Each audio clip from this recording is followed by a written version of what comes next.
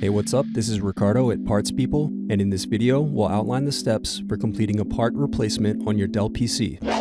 Visit our website and use this coupon for a 5% off discount.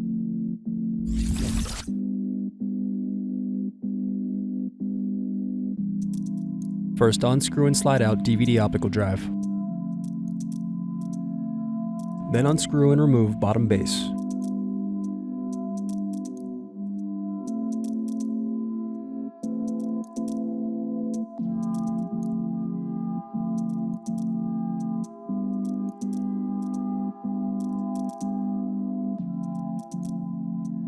Now unscrew and disconnect battery.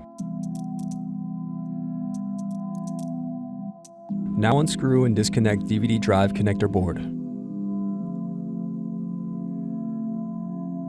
Thanks for watching. Don't forget to like and subscribe if you enjoyed this video. And if you need more, check out this playlist to watch other tutorials for your laptop. You can also click here to find parts for your laptop at partspeople.com.